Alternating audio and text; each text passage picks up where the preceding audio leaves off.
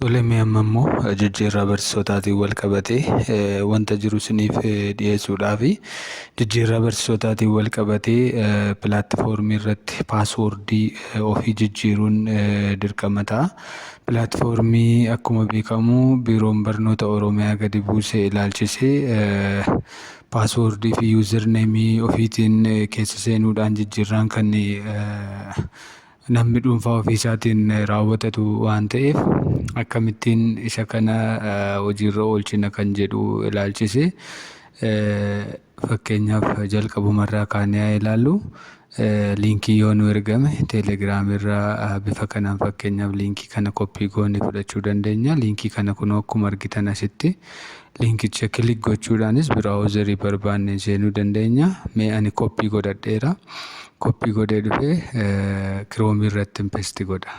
Akkas gochuu dandeessu isinis yoo barbaaddan liinkichuma yoo tuttan gara biraawuzarii ofii isaatii difooltii ta'e kompiitara yookaan bilbila keessan irra jirutti isin fudhata. Erga pestii goonee booda seerchii yeroo goonu kunoo pilaatfoormiin Oromiyaa Edukeeshin Biiroo kun nuuf dhufa. Haaluma kanaan tartiibota asitti tarreeffaman kana hordofnee hojiirra oolchina jechuudha. Adeemuudhaaf loogin jennee galuu qabna waan ta'eef erga seennee booda bakka kana vaakaansii erga laallee booda loogin hin jenna.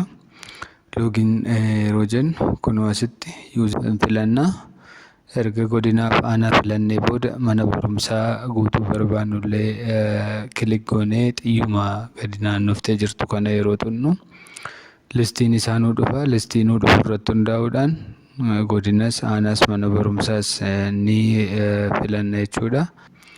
Efficiency keenya immoo yookaan performaansii asitti goonna jechuudha. Fakkeenyaaf 98 tuqaa akkasitti yoon goote dabarree sababa jijjiirraatti goonu tajaajila ta'uu danda'a, ispeeshaal keezii ta'uu danda'a, meerejii yookaan gaa'ela ta'uu danda'a.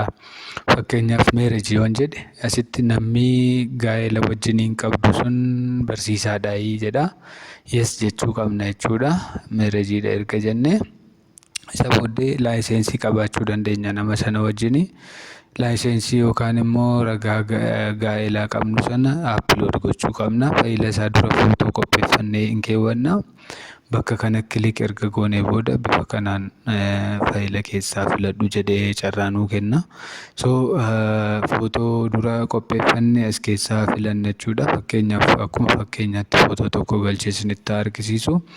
Footoo barbaanne sana maqaadhaan adda baafnee qopheeffanne irra kilik erga irratti goonee booda kunoo bifa kanaan dhufee addana galachuudha. Suuraan kan miti yoo jennu saksesii ta'a. Isa booda jijjiirraan keenya yeroo isaa eeggatee nu qaqqaba jechuudha.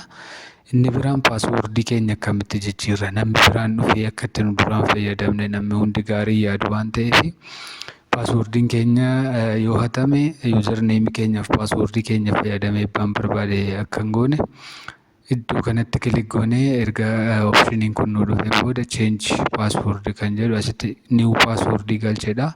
Paaswoordii stroongii ta'e qubee lakkoofsa waliin mannee bakka kanatti bifa kanaan hin galchina. Week diimaa keelloo fi rongaadee yeroo ibsu magariisa ibsee jira.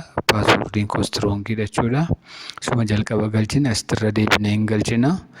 Ergasitti irra deebinee isuma dura galchinee booda paaswoordii keenya mirkaneessina yookaan immoo sabmiit goona jechuudha. Fakkeenyaaf dan jennaan iddoo haala kanaan milkaa'uu dandeenya jechuudha. Paaswoordii isaa haaraadhaan irra deebinee galla. Namni biraan nu duraa tuquu hin danda'u ofii keenyaa beekna jechuudha. Hanga ammaatti waan hordoftaniif galatooma. Infoormeeshinii dabalataa yoo barbaaddan odeeffannoo na qaqqabsiisaa. Meesajii erguudhaan akkasumas koomentii gochuudhaan viidiyoocha laayikii, sabiskiraaybii, sheer gochuun warra kaan biraan gahaa galatooma.